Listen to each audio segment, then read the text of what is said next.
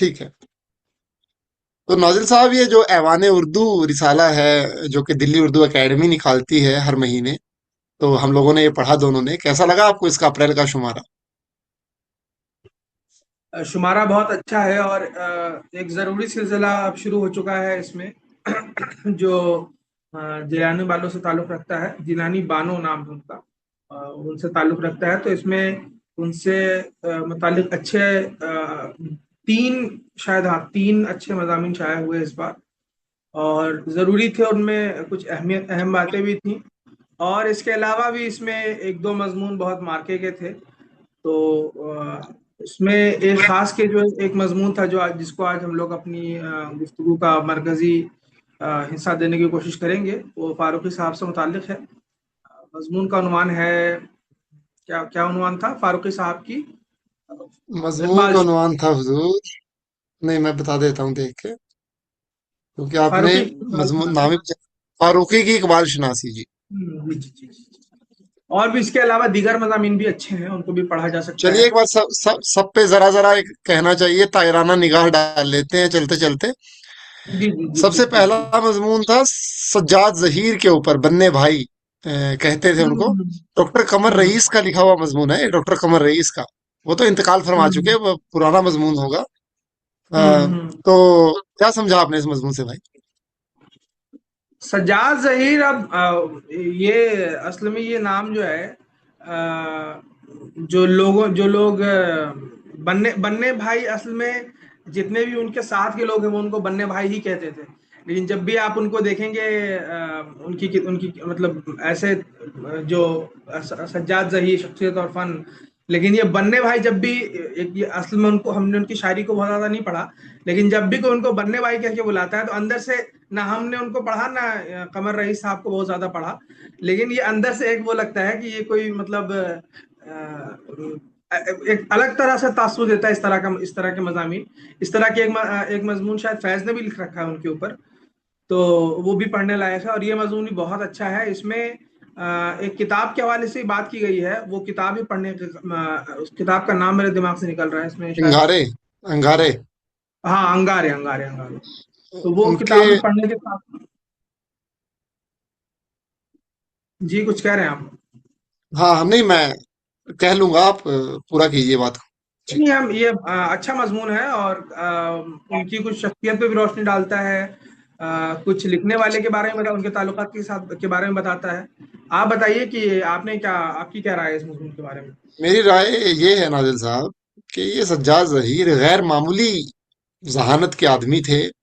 और ये वो जमाना भी था, ये लोग मतलब ये तरक्की पसंदों की खैर एक अदबी मेयारात पे तनकीद की फारूकी साहब ने और लोगों ने, और ये फिर अपनी इंटरनल वजूहात से ये बाहर भी हो गए डिस्कोर्स से। लेकिन जब तक ये थे, ये सचमुच जुनूनी लोग थे यार। मतलब अदब जैसे आप और हम डिस्कस कर रहे हैं, हम ठीक है अदब को महज एक लुत्फ लेने के लिए कर रहे हैं, ये लोग हम्म अदब से दुनिया को जैसे बदल देना चाहते थे। कितनी बड़ी बात है, कितनी बड़ी ये हम्म ख्वाहिश है। जैसे मेरे ख्याल से तो अगर इस ख्वाहिश का जायजा लिया जाए हमारे का और उनकी का, तो मेरे ख्याल से यकीनन हमारी ख्वाहिश बहुत डाउनग्रेड हुई है। जैसे हम लोगों की कोशिश रहती है अब कि भाई लिटरेचर रहे, नॉन पॉलिटिकल रहे, नॉन रिलीजियस रहे। ये लोग जैसे हम्म लिटरेचर को जिंदगी के हर चीज का, और पॉलिटिक्स उससे अलग नहीं हो सकती, उसका मरकज बना के जैसे चलते थे। तो मुझे कमर रईस भी जाहिर है तरक्की पसंद अदीब थे। तो हम्म मैं बहुत मुतासिर हुआ।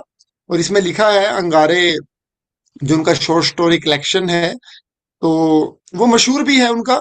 इसके अलावा उनका एक नोवेलेट है या नोवेल है, लंदन की एक रात के नाम से, लंदन की रात या हम्म लंदन की एक रात के नाम से। बाद में निर्मल वर्मा जो हिंदी के फेमस राइटर है, हम्म। निर्मल वर्मा ने भी लंदन की एक रात के नाम से एक हिंदी वो तवील अफसाना लिखा है। तो अच्छा अच्छा, ये। जबकि मैंने दोनों ही नहीं पढ़े अभी, पर ये जैसे हार्ड टू इग्नोर है बात, क्योंकि जाहिर है जो वक्त में था ऐसा, जब निर्मल वर्मा जानते थे सज्जाद जहीर को, जानते होंगे ये वो 60s 70s के लोग हैं सारे के सारे। तो सारे एक दूसरे से मिलते जुलते थे भाई, आज के जैसे नहीं थे। हाँ हाँ, मिलते जुलते थे। तो निर्मल वर्मा ने लंदन की एक रात अपनी कहानी का नाम रखना मंजूर किया, ये बात जानते हम्म हुए कि सज्जाद जहीर इसी नाम से लिख चुके हैं पहले। तो उसमें क्या हम्म कनेक्शन है, कुछ है या इत्तेफाकिया है, ये चीज जैसे मुझे एक्सप्लोर करनी है, मेरी मतलब बदकिस्मती से मैं अभी कर नहीं पाया हूँ। दोनों ही चीजें मैंने नहीं पढ़ी अभी तक। अंगारे भी नहीं पढ़ा मैंने अभी। तो ये जो कमर रईस साहब हैं, इनको आपने कुछ, मतलब पढ़ा है? इनकी कुछ दीगर तसानीफ आपने पढ़ी हैं? कमर रईस के बारे में आपने पढ़ाई है? आज ही एक मजमून है इसी रिसाले में, एक मजमून कमर रईस पे भी है, आगे आएगा। तो तब उनके बारे में हम्म, बात कर लेंगे। चलिए, तो दूसरे मजमून की तरफ जी। बढ़ते हैं। ये जिलानी बानो, फिक्शन जी। और फिक्शन की एक मोतबर आवाज। तो ये तो काफी डिटेल्ड मजमून है, और इसके साथ ये मतलब ये एक सिलसिले के साथ तीन मजमून जो है वो जिलानी बानो के ऊपर लगातार छपे हुए हैं एक ही साथ। दूसरा मजमून है फिक्शन की अहद आफरीन आवाज जिलानी बानो। और तीसरा मजमून बिल्कुल उसी के सटे में है, फिक्शन के अहद के नहीं, तीसरा मजमून है अ, जिलानी बानो, वजूद जन से है तस्वीर कायनात में रंग। ये तीन मजमून जो है, तीनों अच्छे मजमून एक साथ शाया हुए हैं और एक ही शुमारे में इनको जगह मिली है, ये भी बहुत अच्छी बात है। तो ये तीनों आपने पढ़े, आपकी क्या राय है तीनों के बारे में? हाँ, अच्छा, ये बात आपने अच्छी अच्छी कही कि तीनों को हम एक बतौर मजमुई एक बात कर लेते हैं तीनों के बारे में। और मज़ामीन पे हम्म, क्या बात करनी है, दायरा जिलानी बानों पे कुछ बात कर लेते हैं। तो हम्म, नाजिल साहब, एक तो पहली बात, अच्छी बात, हम जो लोग जो ये गुफ्तगू का सिलसिला शुरू हुआ है, इससे फायदा एक ये होगा कि हमें जैसे कदम कदम पे अपनी लाइल्मी जैसे एक वो हर कदम पे नजर आएगी। अब जिलानी बानो जैसी बड़ी अदीबा ने इंतकाल किया, और सच कहूं, मैं ज़ाहिर है नाम से वाकिफ था, पर मैंने उनकी हम्म, एक भी तसनीफ नहीं पढ़ी हुई थी, एक भी, कुछ भी नहीं पढ़ा हुआ था। अब हम्म, पिछले महीने में मैंने उनकी कई तसानीफ पढ़ी। एक तो स्कूटर वाला उनका मशहूर अफसाना है। इसके अलावा एक दोस्त के नाम से अफसाना है उनका, दोस्त की तलाश। एक बंदा अखबार हम्म, में इश्तिहार देता है दोस्त दोस्त ढूंढने के लिए। और अच्छा। इसी तरह एक अफसाना है उनका, ये जो अपने हैं पाकिस्तान वाले, क्या नाम है इनका, जो लिखा करते हैं कि गालिब मेरे घर आया, मीर मेरे घर आया, जोन एलिया को मैं हम्म, जन्नत में मिलाया वहां मिला, इस किस्म से ये एक हम्म, फनी सी चीजें लिखा करते हैं, मजाहिया टाइप। हम्म, मुझे मुझे हैरत हुई, मैं सोचता था कि ये सिलसिला उन्होंने ही शुरू किया है। लेकिन जिलानी बानो का एक अफसाना, जहां पर जिलानी बानो के घर पे मिर्जा गालिब आते हैं, और साथ में ये क्या नाम है, इसमें चुगताई आती हैं। और हाँ, वो दोनों बड़ी लुत्फ की बातें करते हैं, अदबी उसमें रेफरेंसेस होते हैं, बहुत सारे शेरों के हवाले होते हैं, वगैरह वगैरह। हम्म, तो वो सिलसिला, जैसे मैं हैरान हुआ कि वो वहां से, हो सकता है इनसे पहले भी चला हुआ हो, पर इन्होंने भी उस सिलसिले में जैसे एक कड़ी जोड़ी है।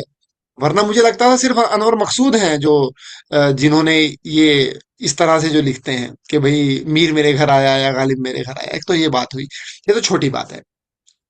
इसके अलावा जिलानी बानो के बारे में जो मजामीन पढ़े, और इसके अलावा एक दो रिसाले में और भी मजमून देखे, तो पाया कि हम्म, अदबी कम्युनिटी, हत्ता के जो सीनियर्स हैं, खुर्दलैन हैदर है, ये इसमें चुगताई है, ये सब के सब जिलानी बानो की बहुत रिस्पेक्ट करते थे बतौर जूनियर, जबकि वो जूनियर थी इनसे, जाहिर है। पर बहुत इसको इनको एक अच्छी अदीबा देखते थे उभरते हुए। और इनका बतौर खास एक नोवेल ऐवान गजल के नाम से वो इतना हम्म, मशहूर हुआ। और उसमें जो कहते हैं, जो मैंने पढ़ा मजामीन में, नोवेल मैंने नहीं पढ़ा अभी, हम्म, कि जो जागीरदाराना और जो पुराना जो समाज था, एक वो पुरानी जो तहजीब जिसको कहा करते थे, जो 50 60s तक कायम थी, उसके बाद वो जिस तरह से बिखरी, वो नवाबी और वो जमींदारी, वो चीजें जिस तरह से वो मुंतशिर हुई, तो उसकी बहुत अच्छी अक्कासी कहा जाता है कि इस नोवेल में इन्होंने की है, ऐवान गजल। और इस नोवेल के बारे में मैं हैरान हुआ, मजामीन में मुसन्निफिन ने ऐसे ऐसे मतलब तारीफी जुमले लिखे हुए थे इस नोवेल के, ऐवान गजल के, भाई ये उर्दू के टॉप नोवेल्स में है और फलां है। क्योंकि जिलानी बानो की जबान तो मैं इनके दूसरे अफसाने पढ़ के देख चुका हूँ, जबान इनकी बिल्कुल आला है। मैं हमेशा इस बात की हंक पे रहता हूँ कि जबान देखूं कैसी है। अगर जबान नहीं है तो जैसे पता नहीं मेरी एक कमी है, तो उसका मौजू चाहे कितना भी अच्छा हो, मैं मुतासिर नहीं हो पाता। मुझे लगता है अदीब के पास जबान तो जरूर होनी चाहिए। ठीक है। बिल्कुल। अब वो जबान क्या है उसकी डिफाइन करने हम यहाँ नहीं बैठेंगे। वो है मेरे कुछ में आरात अपने कि जबान क्या है और कैसी होनी चाहिए। पर बहरहाल जी। जिलानी बानो की जबान बहुत उम्दा है। और वो ऐवान गजल मैं पढ़ने का मुश्ताक हूँ इनका नॉवेल। और एक बार फिर बड़े अफसोस के साथ वो इंतकाल कर गई। बुजुर्ग थी, जाहिर है। जी नाजिर साहब। माफ कीजिएगा। जिलानी बानो के बारे में इस मजमून में हमको एक किस्सा जो पढ़ने में याद आ रहा है वो ये कि ना कि वो कहना चाहिए कि लिटरेरी लेवल पे काफी बोल्ड थी अपने प्रोज और अपने जिन चीजों पर उन्होंने बात करनी चाहिए, इसके अलावा वो उन्होंने जो फेमिनिस्ट वॉइस होती है उसको भी अ, उसको ना कि सिर्फ अपने प्रोज में उन्होंने एक किस्सा उसमें दूसरे या तीसरे मजमून या पहले मजमून ही वाले दिमाग से निकल रहा है कि उन्होंने कि कहीं एक जगह पे कहा था कि भाई मैं भगवान से भी नहीं डरूंगी और मैं लड़की लड़की होने से भी नहीं डरती। और साथ साथ जी उन्होंने एक इसमें किस्सा और एक जगह पे कहीं पे रकम किया गया है कि उन्होंने कैसे अपनी पहली जो कहानी है उसको शाया करवाया किसी रिसाले में।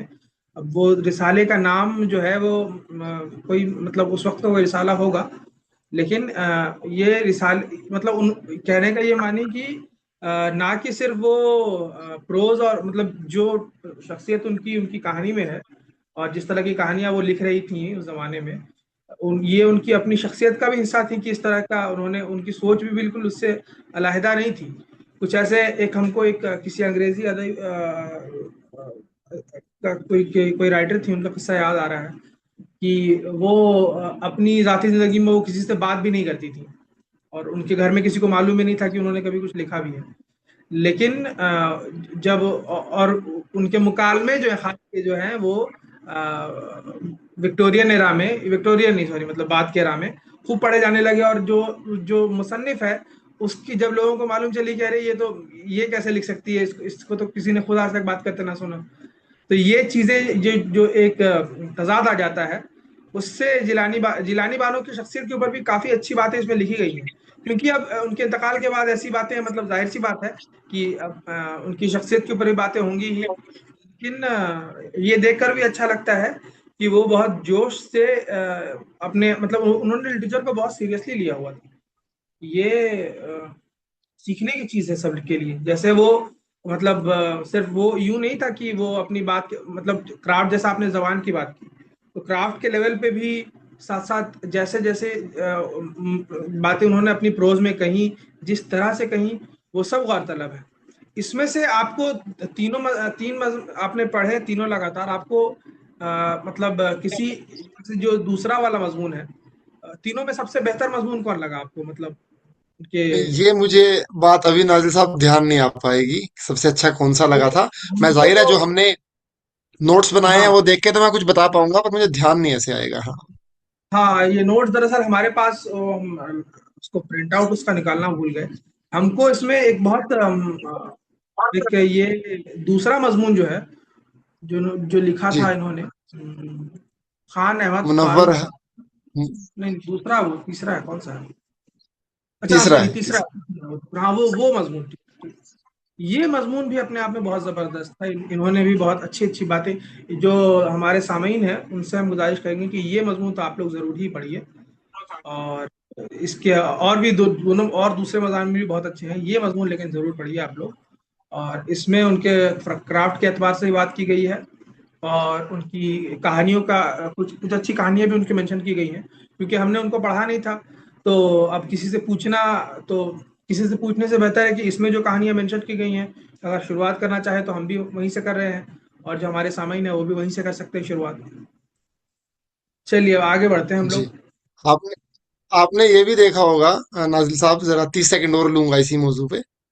जरूर। जिलानी बानो अपने वक्त के हिसाब से बहुत मॉडर्न लिखती थी, जिस किस्म की हाँ फैमिली से वो थी और जैसा उनका उस वक्त उनके जो किरदार थे, वो मॉडर्न प्रोफेशनल्स भी होते थे। वो कोई घरेलू चार दीवारी की कहानियां नहीं लिखती थी महज। वो बियर पीने वाली मॉडर्न फेमिनिस्ट, उनकी पहली कहानी ही है जैसे मोम की मरियम। आप मोम की हम्म, मरियम कहानी जो सबसे पहली थी उनकी, वो मैंने पढ़ी जब, तो मैंने पाया कि जबकि वो 1950s लेट 50s में लिखी गई थी, पर वो हम्म, सचमुच एक फेमिनिस्ट पर्सपेक्टिव लेके आती है कि भाई बदकारी, बदकारी अगर उसको कहें, वो तो एक लोडेड टर्म है, अगर हम न्यूट्रली कहें, हम्म, एक मेल और फीमेल के बीच में जो रिश्ते कायम होते हैं, समाज उसको कई बार बदकारी का नाम दे देता है। पर हम्म, जिस तरह से उस बदकारी ने उस फीमेल को, मोम की मरियम में, उस फीमेल को कहीं का भी नहीं रखा, जबकि मेल्स वर नेवर इम्पैक्टेड, उनका कुछ भी नहीं, मतलब ना उनकी इज्जत पे धब्बा लगा, कुछ भी नहीं हुआ। ये हो, बल्कि उस पे इल्जाम लगाया कि भाई इसने इनको बहकाया है, अलग अलग मर्दों को। तो कहना हम्म, चाहिए कि बहुत एक वो पावरफुल उनके नजरियात भी थे, वो सिर्फ तफरीह के लिए नहीं लिखती थी, बड़ा बामकसद, और एक अच्छे अच्छे मैसेजेस उनकी कहानी में, हमें कहानियों में मिलते हैं। तो जरूर हम हम्म। उनको आइंदा पढ़ेंगे, और अपनी इसका इजहार करते हुए कोताही का, कि भाई अभी तक बिल्कुल भी नहीं पढ़ा था उनको, बहरहाल। जी। अगले मजमून की तरफ बढ़े। इरशाद। महाराजा रणबीर सिंह की इल्मी व अदबी खिदमत। तो यहाँ भी जो है बार बार हमें इन रिसालों के जरिए मालूम चलता है कि हम लोग कितने कितने अ, कम कम इल्मी में जी रहे हैं, और कैसे कैसी शख्सियत हमारे हमें नसीब थी, और हमें उनके बारे में बाई चांस कह सकते हैं, अगर इस तरह ना पढ़ते तो नहीं मालूम होती उनके बारे में बातें। तो कैसी लोगों ने कैसी कैसी अदबी खिदमात कर दी हैं, और मतलब ये कहना, ये क्या कहें अब इसमें, ये तो हमें और इनके बारे में हमें ना मालूम होना, जो कि हम लोग कहते हैं कि हम लोग उर्दू वाले हैं, तो ना मालूम होना भी अपने आप में एक मतलब शर्मिंदगी होती है ये बातें कहते हुए। तो आप बताइए कि हमने तो इसको पढ़ा, और इनका इसमें बहुत सारी बातें कही गई हैं, हमने नोट्स इस पे भी डिटेल तैयार रखे थे, लेकिन मेरे पास है नहीं। लेकिन हम मोटे मोटे तौर पर एक तो जबान जैसी वो जानते थे, जिस तरह की फारसी भी और उर्दू भी, और एक उन्होंने एक कमीशन वर्क या आप बताइए, आप इस आपने आपने इसको पढ़ा तो आपकी क्या राय है इसके ऊपर। फिर हम बताते हैं अपनी बारे में, अपनी बात भी क्या रखते हैं। जी। नादिर साहब, इस मजमून पे मेरी राय, जैसे आप मुझे पहले भी हमारी बात हुई थी, आप इस मजमून से काफी मुतासिर हुए थे। मैं उतना ज्यादा मुतासिर इसलिए नहीं हुआ, एक तो मैं वाकिफ था पहले ही, मुतासिर से मेरा मतलब है चौंका नहीं मैं उतना ज्यादा, क्योंकि मैं जो खित्ता है पंजाब है पूरा, जबकि ये तो जम्मू के थे, पर उसको अगर हम एक हम्म, लार्जर शुमाली हिंद, पंजाब, जम्मू और हम्म, ये सब समझ लें, तो उस वक्त वहां हम्म, पर उर्दू और फारसी इन जबानों का चलन बहुत ज्यादा था। तो जाहिर है ये हम्म, तो जो महाराजा रणवीर सिंह का जो कंट्रीब्यूशन जम्मू में इनको उर्दू में दिखाया गया है, तो हम्म, इससे पहले तो जैसे जम्मू की जो रियासत की सरकारी जबान थी, फारसी थी, जबकि वो हम्म, डोगरा थे, हिंदू थे। पर ये जाहिर है वो सब, वो बातें नहीं होती थी। महाराजा रंजीत सिंह जो थे, जो पंजाब के, उनकी भी सरकारी हम्म, जबान फारसी थी, वो तो दौर ऐसा था। तो जब बिल्कुल। फारसी से जब उर्दू में स्विच हुआ, जमाना अपने आप स्विच करने लगा, तो ये जो रणवीर सिंह है, इन्होंने भी जाहिर है उर्दू के लिए इनको शौक भी था, लिटरेरी आदमी थे, संस्कृत जानते हम्म, थे, फारसी जानते थे, उर्दू जानते थे। हम्म, और इन्होंने फिर एक बाकायदा एक महकमा बिठाया अपने यहाँ, जो कि आला फारसी और संस्कृत तसानीफ को उर्दू में तर्जुमा करता था। ये खुद भी हम्म, इसमें शिरकत करते थे, शोरा इनके दरबार में आते थे, बैठते थे। तो ये सब हम्म। चीजें थी, एक बहुत एक सारे उन्होंने एक अदबी शख्सियत थी, और बड़ी एक काबिल थी, याद किए जाने चाहिए। और आपको ये हम्म, बात जानते होंगे आप, जो कश्मीर रियासत के आखिरी जो राजकुमार थे, करण सिंह, हम्म, अ, अभी वो कांग्रेस पार्टी में हैं, बुजुर्ग हैं वो काफी, लेकिन वो मतलब उस दौर के थे जब तक रियासत खत्म नहीं हुई थी, उनके मतलब जन्म के बाद खत्म हुई है, तो उनको आखिरी प्रिंस मेरे ख्याल से समझा जाता है। वो भी बहुत उर्दू और इनके संस्कृत के, फारसी के ज्ञानी हैं, वो भी अभी तो वो हयात हैं, वो तो हयात हैं। तो लेकिन वो उनकी अदबी सरगर्मियां उतनी नहीं। नहीं, करण सिंह ने भी कुछ सैर हासिल काम किए हैं अपनी जिंदगी में, बहरहाल मैं वाकिफ नहीं हूँ, पर वो एक लिटरेरी पर्सनैलिटी भी हैं, पॉलिटिकल एंड लिटरेरी। जी। ये हम लोगों की मतलब बार बार हमें जो है यूनिवर्स इशारा करता है कि दिल्ली दूर है, अभी दिल्ली दूरस्त। तो हाँ। हम लोगों ने जिलानी बानो को पढ़ना शुरू किया, हमें मालूम ही नहीं था कि नाम तो खैर हम लोगों ने नाम तो सुने होते हैं सारे नाम, कभी ना कभी जब आप पढ़ना शुरू करेंगे तो किसी हवाले के जरिए। लेकिन असल में बंदे ने किया क्या है, किसी ने क्या, कौन सा अदीब क्या कर गुजरा है, ये मालूम होना, या कोई अगर सच में शायर है या अफसाना निगार है, तो उसके काम से सचमुच वाकिफ होना, ये कई बार ना वाकिफ होना शर्मिंदगी का बाइस बन जाता है। तो जिलानी बानो के केस में तो ऐसा महसूस हुआ कई बार। और उनकी नॉवेल जो ऐवान गजल है, ऐवान गजल नाम है ना क्या, यही नाम है? हाँ, कई नोवेल हैं पर ऐवान गजल सबसे अच्छा नोवेल माना जाता है। हाँ, उनका वो सबसे जो बेस्ट वर्क है वो ऐवान गजल है। तो उसका उसका भी जिक्र हमने खूब सुना। हमने असल में उसको, उसका जिक्र जब सुना था तो हमें लगा कि कोई गजल की किताब है, लेकिन जब खोला तो अफसाना था। उस वक्त अफसाना मतलब नॉवेल था, तो पढ़ने से दिलचस्पी थी नहीं, तो उसको वैसे ही वो, ये देखिए कितनी बदकिस्मती है कि जब आई थी वो किताब मेरे सामने, तो हमने उसको देखा। हमें लगा किसी किसी साहब का कोई मजमुआ होगा, तो ये मतलब किसी शायरा का। लेकिन वो आया तो हमने उसको बंद करके वैसे ही रख दिया था। तो पढ़ेंगे, इनको भी पढ़ेंगे। और जो इस तरह की खिदमात जो लोग अंजाम देते हैं, जैसा कि आपने बताया कि बहुत सारे उदबा भी शिरकत करते थे।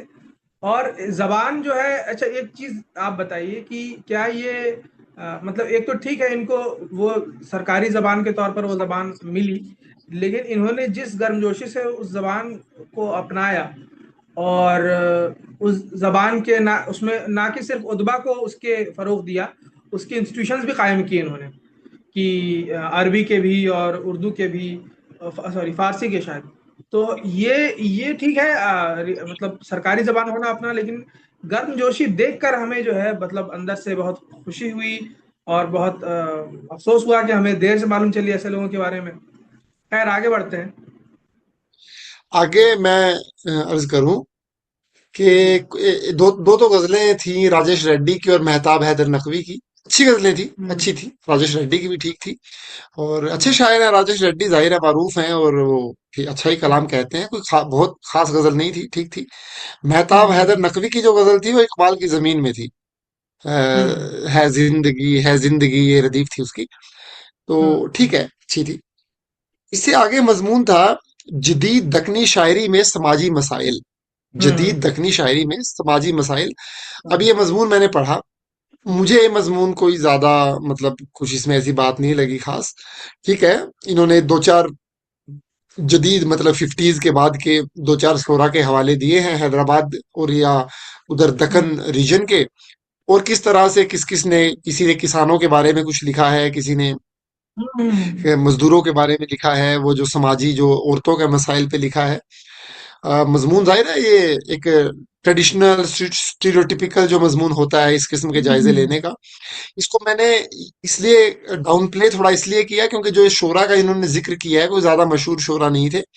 उनकी खिदमात बजाते खुद बहुत आला रही हूँ, पर वो अदब पारे के तौर पे उनका अदब कोई बहुत मतलब याद नहीं रखा जा सकता। अपने जमाने में कोई शायर होते हैं बहुत जो अपने एक लिमिटेड सर्कल में, अगर फॉर एग्जांपल मैं किसी यूनियन का मेंबर हूं और उस यूनियन में मैं खड़ा होके वो शेर किसी मौके पे पढूं तो उस मौके पे उसका तासुर अच्छा हो सकता है। पर जाहिर है लॉन्ग टर्म अदब में तो आपको you have to be better, अगर हम्म। आपको याद रखा जाए तो ये है। बहरहाल इन्होंने जायजा लिया है, चलिए अच्छी बात है। तो यही है मेरे हिसाब से, ये एवरेज मजमून था जी। मेरे हिसाब से भी हम इत्तेफाक रखते हैं आपकी बात से। एक तो ये कि इन्होंने दक्कनी शायरी का मामला ये है कि जो मॉडर्न उर्दू का कारी है, वो वली और कुली कुतुब शाह और सिराज और जो क्लासिकल शुरा हैं उनको छोड़कर उसने उनके बाद दक्कनी शायरी का बहुत वसी मुताला उसका है नहीं। मतलब मेरा तो नहीं। जाहिर सी बात है, कभी कभी जो कुछ हो रहा है उधर से उनकी मतलब जो बहुत मशहूर, जाहिर सी बात, ये मतलब इसमें कोई ऐसी तासुर की बात नहीं है। लेकिन कई बार एक डिसकंटिन्यूटी रहती है कि कैसे ये शायरी की जा रही है। वहाँ के सारे शोरा जो गुजरे हैं, जो वहाँ मकामी मकामी लेवल पे बहुत जाने पहचाने जाते हों, उनका नाम आसानी से आप नहीं बता सकते हैं। कुछ ऐसे उदबा हैं, जाहिर सी बात है, जो बिल्कुल अ, हिंदुस्तान से पाकिस्तान या जहाँ जहाँ उर्दू बोली जाती है वहाँ वहाँ वो मशहूर है। तो अच्छा, दूसरी चीज़ ये कि समाजी मसाइल में ये अपने आप में मतलब थोड़ा सा वो, ये उस तरह की बातें हैं कि अब समाजी मसाइल क्या है, और मतलब किन किन चीज़ों को समाजी मसाइल मानेंगे, क्या जो क्या क्या चीज़ें बन सकती हैं। तो जो अशार भी इसमें कोट किए गए हैं वो भी बहुत कुछ खास हमें नहीं समझ में आए। मतलब ठीक है, कुछ कुछ शेर अच्छे थे, कुछ कुछ शेर थे, बस वो यूं था कि एक बात की अक्कासी कर दी गई है उसमें। उसके अलावा शेर जैसी कोई बहुत खास बात हमें मालूम नहीं पड़ी जो अशार इसमें उन्होंने कोट किए हैं। और हमारा एक तो शिकायत हमेशा रहती है कि इस तरह की चीजें जो आप कहते हैं कि समाजी मसाइल का जिक्र, तो फिर आप क्या क्या क्या आपने उसमें मतलब क्या आप उस कैटेगरी जुमरे में आपने क्या क्या पैमाने बनाए हैं कि ये समाजी मसाइल की अक्कासी करता है और इसकी नहीं करता है? तो ठीक है, और कई बार आदमी अपना एक पॉइंट ऑफ व्यू भी उसमें घुसाता है आदमी का कि हमारे नज़र से ये मसाइल अहम है और इनका जिक्र जहाँ जहाँ होगा तो हम उसको ज़्यादा गौर से पढ़ेंगे या शेयर करेंगे। खैर ठीक है, पढ़ने लायक मजमून है, कुछ खास था नहीं जैसा कि आपने कहा। तो चलिए अब दूसरे मजमून की इससे तरफ बढ़ते अगला हैं। जो इससे आगे इससे आगे दो नज़में थीं और उनके बारे में मेरा तासुर ये था उस वक्त जब मैंने पढ़ा। देखिए, नज्म मेरी एक कमी है जाती कि नज़में मुझे ज्यादा समझ नहीं आती जल्दी से, जल्दी मतलब मेरे दिल पे असर कम करती हैं। अब ज़ाहिर है हम्म। फैज़ जैसी नज़में होती हैं तो वो एक आपके टेंशन को ग्रैब कर लेती हैं, क्योंकि उनमें बयानिया भी चुस्त होता है, जबान भी अच्छी क्लासिकल होती है, हम्म। सब कुछ होता है। बहुत से लोग जो नज़में लिखते हैं, मान लो वो उतनी चुस्त भी नहीं होती, जबान भी ऐसी नहीं होती, तो वो दो तीन मिसरों में कई बार आप इंटरेस्ट खो देते हैं उसमें, ठीक है। तो बिल्कुल। मेरे साथ ये बहुत होता है। ये मेरी कमी हो सकती है, मैं ये नहीं कहता कि मुझे कोई सुपर नज़म आएगी तो मैं उससे मुतासिर होऊंगा, ये मेरी कमी हो सकती है। तो ये दो नज़में मुझे उतनी खास नहीं लगी जो इनमें छपी थी, और मैं बस उनको देख के आगे बढ़ गया, मैंने शायद पूरी एंड तक पढ़ भी नहीं पाया। नहीं, ये दो नज़में तो हमने भी पे ज्यादा वक्त नहीं दे सके। एक तो ये कि जो बात है कि कई बार आदमी सरसरी तौर पर थोड़ा बहुत तो पढ़ता है, तो कुछ नज़्म ऐसी जरूर होती हैं कि जो आपको पहले दो बंद में ही या एक बंद में ही बिल्कुल ऐसा जो है पकड़ लेती हैं कि छोड़ती नहीं। तो खैर वैसी नज़में होती भी कम हैं, और नज़्म के साथ ये मामला है कि कई बार उसका बड़ी ये एक आप कह लीजिए कि जब आपकी परवरिश उर्दू गारी की परवरिश होती है शेर शेर पढ़ते हुए, तो ये उसकी एक अपनी कमी भी है। जैसे अब अंग्रेजी में भी जो जो मशहूर नज़मियात हैं बायरन की या ओड टू द वेस्ट, वो 1.5 पेज की है। तो 1.5 पेज की नज्म जो है, या कम से कम 2 page, ode to the west wind जो है शायद शैली की, वो दो या कितने पेज की है। अब 2 पेज की नज्म उर्दू का कारी थक जाता है 2 पेज में, असल बात ये है। एक तो ये है हमारी जो हम लोगों की जो शेरी तरबियत होती है जिस तरह के अशार पढ़ते हुए, उसका भी दखल है इसमें, मेरा तो ये मानना है। और दूसरा, ये सारा बोझ अपने ऊपर लेना भी नहीं चाहिए। नज़मियात कई बार बहुत कम अच्छी छपती हैं, ये नज्म उर्दू की हम बात कर रहे हैं, क्योंकि उर्दू का शायर जो है जैसे ही वो शेर के की हुदूद से बाहर निकलता है तो वो आज़ाद तो हो जाता है, लेकिन वो आज़ादी कई बार उसको नुकसान भी कर जाती है। वो उसको समझ में नहीं आता है कि हम जाएं, बात किधर किस तरफ करें। तो ये दोनों तरफ मसला है, ये उर्दू के शायर के साथ भी ये मसला है कि नज्म को वो कई बार जो है नहीं निभा पाते, या तो वो 3 पेज की नज्म वो भी कहने निकल पड़ते हैं। और उर्दू के कारी के साथ भी ये मसला है कि वो अगर नज्म बड़ी हो जाती है तो अनलेस एंड अनटिल आपने उसमें बहुत ज़बरदस्त या तो नैरेटिव नज्म हो, कुछ मरसिया वगैरह हो, तो आदमी बिल्कुल उसको सुन सकता है बैठ करके, क्योंकि उसमें एक नरेशन का पहलू है कि यूं हुआ फिर यूं हुआ फिर यूं हुआ फिर यूं हुआ। लेकिन लिरिकल नज्म अगर है और वो 2 पेज की है, तो मेरी हम तो उसको हजम नहीं कर पाते हैं बिल्कुल भी। तो ये मसला मेरे साथ भी है, हम दोनों एक ही कश्ती पर सवार हैं इस मामले में। तो इससे अगला मजमून जो है वो है उर्दू उर्दू तज़किरा नवीसी में, नहीं, फारसी तज़किरा नवीसी में हिंदुओं का हिस्सा। अब ये पहले जैसे आप, हाँ इसमें इरशाद। आप एक जरूर हमें भी थोड़ा और बताइए इस बारे में, और अपने सामईन को भी बताइए कि ये तज़किरा नवेसी जो है इसके कुछ और पहलू इन्होंने इसमें बयान किए हैं जो हम समझते थे, उसमें थोड़ा मजीद इजाफा किया है इस मजमून ने मेरी समझ में। तो तज़किरा नवेसी में पहले कुछ बताइए कि तज़किरा नवेसी असली में है क्या बना। देखिए, तज़किरा नवीसी ये चीज है कि आप तज़किरे में आमतौर पे अपने से पहले के शुरा के हालात लिखा करते हैं। हम्म। मतलब ज्यादातर जिस सेंस में यूज होता है ये तज़किरा, वैसे तज़किरा तो किसी भी चीज का किया जा सकता है, पर अमूमन तज़किरा नवीसी में जो जिस तरह से हमारी रिवायत में इस्तेमाल हुआ है ये लफ्ज, जैसे हम लिखने लगे हैं अगर तज़किरा, तो भाई 1950 से 80 के शोरा का तज़किरा, उसमें एक एक शोरा को हम लेंगे, उनके जरा सी मुख्तसरन सवाने ही फासील लिखेंगे, उसके बाद कुछ उनके नमूना कलाम जो होता है पेश करेंगे। तो ये तज़किरा नवीसी की रिवायत है, हमारे यहाँ बहुत पुरानी है।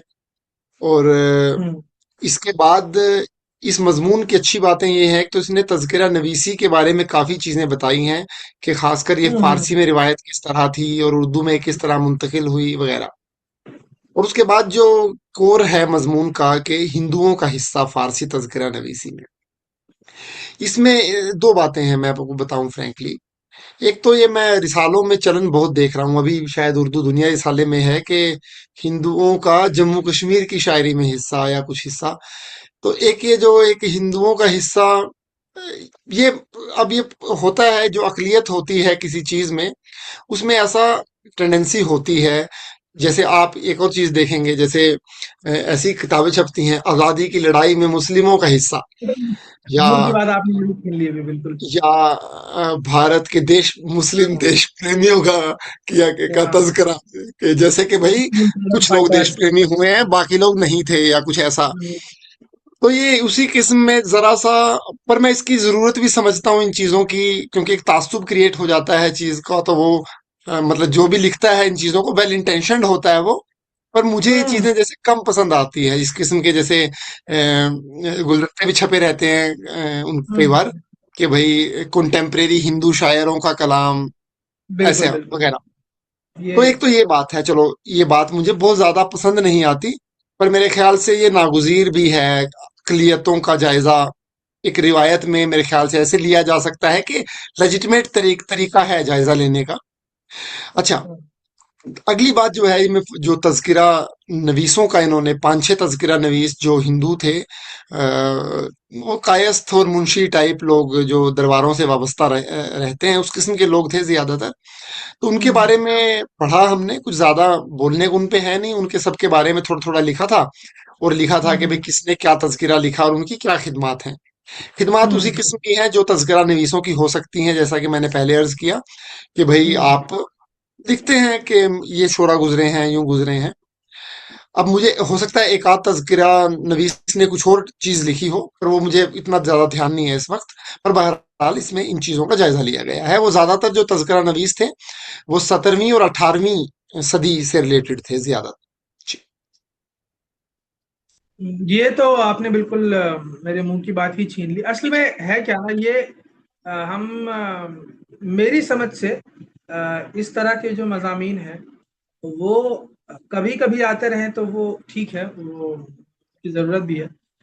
ऐसे मज़ामीन बार बार, एक हमको एक फारूकी साहब की एक तो ये कहीं पे वो उन्होंने लिखा या कहा था, अब याद नहीं है, लेकिन उनका ही कॉल है ये, कि किसी ने उनसे कहा कि हम एक सेमिनार अरेंज कर रहे हैं, उसका उन्वान है अ, उर्दू की भारतीयता, या क्या उर्दू एक हिंदुस्तानी जबान है, यूं करके।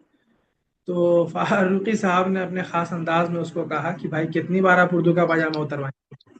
तो ये कितनी बार हम प्रूव कर दें, आप किस किस तरह से करें, कब कब करें, और कितने वक्त तक करना होगा ये चीज, ये प्रूव करना पड़े कि उर्दू जो है वो एक हिंदुस्तान की जुबान है।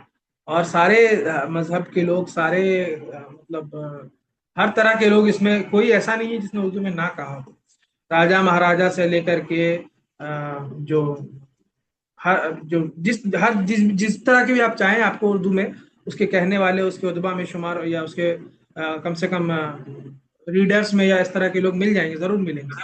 और ये बार बार इस तरह जब ये मज़ामीन में खूब आते रहते हैं कि उर्दू क्या है, मतलब आज तक ये सिलसिला, मतलब अफसोस की ही बात है एक तरह से, कि क्या उर्दू एक हिंदुस्तानी जबान है। और मतलब हर बार एक कोई नया रेशियो आ जाता है कि नहीं नहीं, इसका तो 90% हिस्सा हिंदुस्तानी है, फिर वो बढ़कर 99 हो जाता है। ये बहस कब तक चलेगी कि 99.999% जब तक ना हो जाए, तब तक ये बहस चलती रहेगी। उसी तरह ये मज़ामीन भी उसी जुमरे में आते हैं। ऐसा जो मुस्लिम फ्रीडम फाइटर्स ऑफ इंडिया, या ये फाइटर्स ऑफ इंडिया, या रामपुर के फारसी गो हिंदू शोरा, एक किताब थी मेरे नज़र से गुजरी। तो ये अगर कभी कदार इस तरह के मजमून आए तो वो आपके इल्म में इजाफा ही करते हैं। और एक जो लोग, खैर ये बात भी कहने की नहीं है, जो आदमी उर्दू से जुड़ा हुआ है उसके मन में ये तासुब आ ही नहीं सकता है कि उर्दू एक खास मजहब की जुबान है। क्योंकि जो भी उर्दू में पैर रखते ही ये समझ में आ जाती है, जैसे ही आप आंख उठाकर देखते हैं कि उर्दू में कैसे लोग अभी भी कह रहे हैं और कैसे कह के चले गए, आपके मन से ये सारे जो बायसेस हैं वो मिट जाते हैं, क्योंकि ये तो बाहर से देखने पे लगती है ना ये चीज। जो भी उर्दू दुनिया में शामिल होता है, उर्दू का कारी बनता है, उसको तुरंत ये बात मालूम हो जाती है कि ये सब जो है प्रोपागंडा है। और तो खैर, लेकिन फिर भी जो लोगों ने कह के गए उनका जिक्र जरूरी है। तो कभी कदार इस तरह के मजामीन ठीक है, लेकिन बार बार इस तरह के मजामीन, जैसे आपने कहा कि एक चलन सा बन गया है। एक किताब और आई थी, हमको याद है, 2 वॉल्यूम्स में, हिंदू के गैर सॉरी उर्दू के गैर मुस्लिम, 2 वॉल्यूम्स में थी वो, गैर मुस्लिम शोरा और उदबा। अब ठीक है, ज्यादा कुछ कहना नहीं चाहिए, इस तरह के काम लोग कर रहे हैं और गुड इंटेंशन से करते हैं, ये भी आपने अच्छी बात कही कि बिल्कुल उनकी नीयत अच्छी होती है इस तरह के काम के पीछे। लेकिन फिर वही बात फारूकी साहब वाली कि कब तक इस तरह की चीजों का हम जिक्र करते रहेंगे। जी। तो खैर, आगे बढ़ते हैं। एक तो गजल इसमें छपी थी।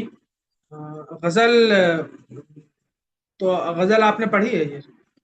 अ, अलीना इतरत की गजल थी। अब मैं उसके शेर तो मैं कोट नहीं कर सकूंगा, मुझे ध्यान भी नहीं है, मैंने लिख भी नहीं रखे। पर बहरहाल वो अलीना इतरत अच्छी शायरा हैं, और इस गजल में भी दो तीन शेर ऐसे हैं कि वाह वाह निकलेगी मुंह से। जी। अच्छा अच्छा अच्छा। जी। ये दोनों गजल याद, हमने एक तो पढ़ी थी ये वाली, थोड़ा वक्त दे करके, शिद्दत तश्ना लबी कहाँ आज लाई है। ये वैसे ये जमीन किनकी है? ये जमीन सुनी सुनी, मतलब ऐसा लग रहा है कि हमने पढ़ रखी है जमीन पहले कहीं और। ये हो सकता है, ध्यान नहीं आ रहा है, कम हो की जो सकता है। गजल है। खैर, पढ़ने लायक है, पढ़ी जा सकती है दोनों गजल याद। बाकी तो अपना अपना कई बार उसमें दखल आ जाता है कि हमें इस तरह की गजल याद पसंद आती है, किसी हाँ और को हाँ इस तरह की पसंद आती है। हाँ हाँ खैर, हाँ। कभी तफसील से ऐसा करेंगे हम लोग, अलग से सिर्फ जो शायरी शाया हुई है उसके ऊपर अलग से, उनको अलग जब छप जाएंगे महीने के आखिर में, तो जो जो हमें पसंद आएंगे उसमें से गजलियाँ, तो उसके ऊपर बात करें। या नज्म, नज्म जी। का भी जिक्र अगर कोई अच्छी छपे तो उसका जिक्र हम लोग करेंगे। ऐसा आप लोग ठीक। जो सामने हमारे वो ना समझें कि हम लोग नज्म, हम लोग अच्छी नज्म के चाहने वाले हैं और फिराक में रहते हैं कि कोई अच्छी नज्म पढ़ने मिले, मिल नहीं रही है, वो बात बात दूसरी है।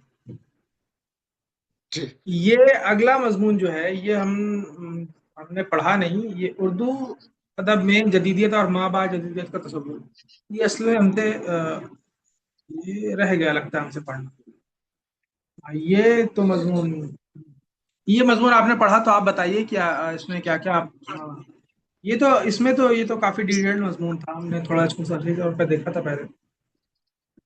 इसके बारे में दरअसल ये इस पूरे शुमारे का सबसे लंबा मजमून था, और ये शायद 8-9 पन्नों का था। मैंने पढ़ने की कोशिश की, पढ़ नहीं पाया पूरा, क्योंकि एक तो मुझे पता नहीं क्या था, मैं बोर हो गया इसमें।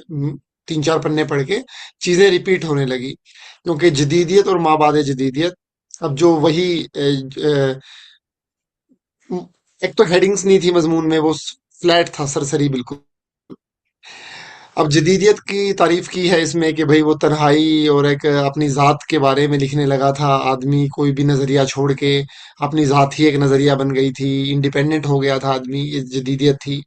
माबाद जदीदियत की एग्जैक्ट तफरीक इन्होंने क्या की या एग्जैक्ट तारीफ क्या की, मैं शायद वहां तक पहुंच नहीं सका, क्योंकि मैं पढ़ता रहा इस मजमून को। इन्होंने यूरोप से हवाले बहुत दिए हैं, क्योंकि जदीदियत और ये माबाद जदीदियत की जो जो बुनियाद है वो यूरोप से बताई जाती है, वहां पे जो हम्म, मॉडर्निज्म वगैरह फैला था। पर बहरहाल मैं ये मजमून सर इस हद तक ही पढ़ सका जितना मैं ऑलरेडी जानता था जदीदियत और मवाद जदीदियत के बारे में। तो कोई इजाफा मेरे इल्म में नहीं हुआ, और इसमें मैं अपनी अटेंशन को जिम्मेदार उतना नहीं ठहराऊंगा। I am a fairly attentive reader. मेरे ख्याल से जिस तरह से ये मजमून लिखा गया था, one is bound to get board.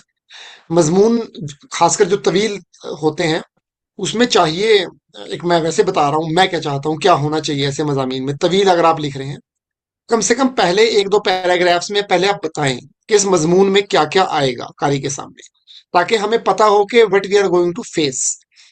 उसके बाद आप हेडिंग्स बनाइए, जो आपने पहले 2 पैराग्राफ्स में बताया है कि भाई इस मजमून में ये चीजें आएंगी। मोटे तौर पे बताया है आपने कि भाई पहले हम जदीदियत पे बात करेंगे, फिर हम उससे गुजरते हुए माबाद जदीदियत का रुझान देखेंगे। ठीक है। फिर आप कीजिए, एक पहली हेडिंग बनाइए, जदीदियत क्या थी, फलाना ढिमकाना। 2-3 पैराग्राफ लिखिए, फिर सब हेडिंग्स बनाइए, फिर ताकि कारी उस चीज से प्रिडिक्टेबिलिटी रहे। वरना 8-9 पन्ने बिना किसी सर पैर के उलझ जाता है आदमी, और मैं उलझ गया था इस मजमून में। मुझे लगा पेशकश अच्छी नहीं थी, तो मैंने खुद पे ज्यादा ताप भी नहीं डाली, तो मैं 3-4 पन्ने पढ़ के मैं निकल गया। हमने इसको डिटेल इसका हमने पढ़ना हमसे रह गया ये मजमून, माजरत चाहते हैं, लेकिन इसको हमने जब सही पढ़ा था पहली बार में, तो हमको दो चीजें इस पर समझ में आई। पहली तो ये कि इंफॉर्मेशन ओवरलोड की एक मिसाल लगी है। अ, मतलब यूं कि अक्सर इस तरह के जो मजामीन होते हैं उनमें एक कमी ये समझ में आती है कि वो दूसरे नक़ाद और दूसरे अदीब के को इम्प्रेस करने या उससे उसको मुबारिज़ तलबी के लिए जो है लिखे जाते हैं।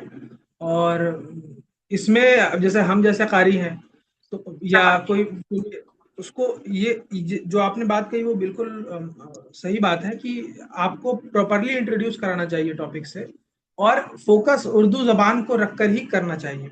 अगर हमें अंग्रेजी में ही इसकी तहरीक की हिस्ट्री पढ़नी हो तो हम और बेटर सोर्सेज हैं हमारे पास, लेकिन हमें जानना हमारी ख्वाहिश ये जानने की है कि उर्दू में ये सिलसिला कैसे मुंतकिल हुआ और कैसे उर्दू के नाकदीन ने, उर्दू के शोरा अदबा और अफसाना निगार नॉवेल निगारों ने इसको बरता या इसका रद्द किया। तो ये बातें कई ये मजमून काफ़ी इसमें एक तो तसलसल नहीं था, मेरी समझ भी यही कहती है। और इंफॉर्मेशन ओवरलोड जो हम कह रहे हैं वो इसलिए कह रहे हैं क्योंकि जो मगरिब से हवाले दिए गए हैं वो भी बहुत ऐसा लगता है कि बस राइटर्स वो हैं, ये राइटर के मतलब उस वजह से लिखा गया है कि कोई दूसरा अदीब इसको अगर जो पूरी तरह से सब्जेक्ट की समझ रखता हो, अगर वो इसको पढ़े तो वो कहे कि हाँ इसमें ज़रूरी बातें कही गई हैं। लेकिन वो ज़रूरी बातों की समझ हमें हमें कैसे होगी? हमें तो उन बातों की समझ के लिए पहले एक पूरा उसकी स्टडी करनी पड़ेगी उस हिस्ट्री की। तो वो हमारा काम तो है नहीं असल में। तो हमें अगर कोई बताना चाहे तो उसको तो कोशिश हमारी करनी चाहिए कि आसान करे हमारे लिए उन चीज़ों का समझना, और उर्दू ज़बान का फोकस बनाए, ये ज़रूरी है। इसमें उन्होंने शुरुआत में हमने जो देखा था सही तौर से, तो उसमें उन्होंने जो है बिल्कुल माजरत ये इन्होंने जो मगरिब से हवाले दिए हैं जॉन पॉल साल्ट के और दूसरे लोगों के, तो वो हवाले तो पहली चीज की है कि जो थ्योरी उन्होंने दी उसका रद्द। ये भी तो फिर अगर आप पूरी थ्योरी प्रेजेंट कर रहे हैं तो फिर आप तो इसी पे बहते चले जाएंगे कि साल्टर ने ये कहा, फिर उन लोगों ने वहां उसका ऐसे रद्द किया, एक तहरीक वहां यूं शुरू हुई। तो ये बहस उर्दू तक का पहुंचेगी। हम उर्दू के बारे में जानने के लिए दिलचस्पी रखते हैं, तो उर्दू तक ये बहस पहुंचते पहुंचते तो आपके पेज ही खत्म हो जाएंगे बताने में। और थोड़ा वो लिखा गया है, काफी इजी टू रीड स्टाइल नहीं है, हम अग्री करते हैं इस बात से। चलिए अब आगे बढ़े अगले मजमून की तरफ। तो ये उर्दू की तनकीद और तहकीक में प्रोफेसर कमर रईस का फिक्र और अदबी किरदार, ये एक तनकीदी मताला छपा है। ये इसको लिखा है डॉक्टर नदीम अहमद ने। तो ये आपका क्या कहना है इस तनकीदी मुताले के ऊपर, आप बताइए। देखिए, कमर रईस के बारे में मैंने सुना था। बड़े इज्जत उनकी की जाती है अदबी हलकों में, खासकर दिल्ली में वो रहे ज्यादातर बहुत साल। और नहीं, मैं माफी चाहता हूँ, मैं हो सकता है फैक्चुअली गलत हो बात, मैं श्योर नहीं हूँ। पर मैंने उनके बारे में जाना दिल्ली के प्रोफेसरान से, तो मैंने इमेजिन कर लिया कि शायद वो दिल्ली में रहे ज्यादातर या कहाँ रहे। बहरहाल, वो एक तरक्की पसंद रुझान के अदीब थे।